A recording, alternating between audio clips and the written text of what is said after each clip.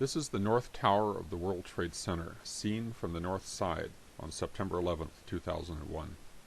Just as it starts to fall, there are massive ejections of material at about the 98th floor.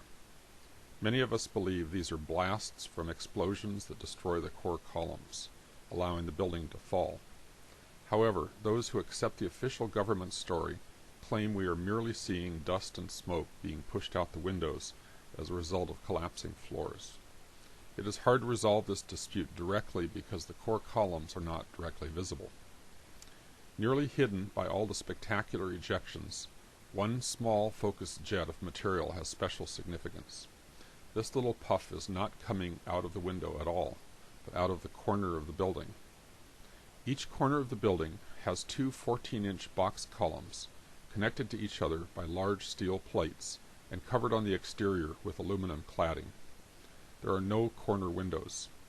The corner columns are structurally significant because they connect the adjacent wall assemblies and give the building three-dimensional stability. If anyone wanted to demolish the towers, the corner columns would be natural targets. The fact that a jet-like puff emerges from the corner of the building is evidence in itself of an explosive charge, but there's more. Notice that as the surrounding structure descends, this little jet, as it plays itself out, remains fixed relative to the original structure of the building. It does not move down with the falling walls and floors. This suggests that we could be seeing the work of a cutter charge strapped to a column. As the roofline moves down past the 98th floor, a surviving column is seen protruding upward from the debris cloud. It sways outward, but it does not fall for several seconds. Note that the top of this column exactly matches the height of the little corner puff. Careful measurements confirm this impression. The evidence is mounting that we are seeing not only a cutter charge in action, but the very column that is cut.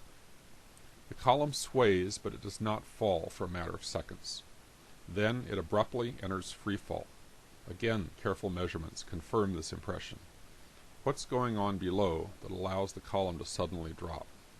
There is another video aimed lower along the northwest corner of the building. Since we are looking for an event that happens at a specific time, we need to find some way to synchronize the two videos. Fortunately, there's an easily pinpointed event that is visible in both videos. When the column we've been watching starts to fall, it emerges from the shadows into bright sunlight. Then it falls back into the shadows again. The last glimmer of sunlight is visible as a bright bead on the end of the column. This momentary event can be identified in both video clips, allowing the frames to be synchronized. Looking at the lower video, we can see a very interesting event that correlates with the exact moment the column goes into freefall. Another focused jet cutting through the corner of the building. In fact, several ejections are clustered on the corner within a fraction of a second of each other. The hypothesis that we are looking at ejections of dust and smoke as a result of collapse is no longer viable. These events are helping to cause the collapse. It is clear that the focused corner jets are capable of cutting through steel. If what we are seeing is an example of explosive charges cutting through steel columns, then it is clear that explosives were used in the building.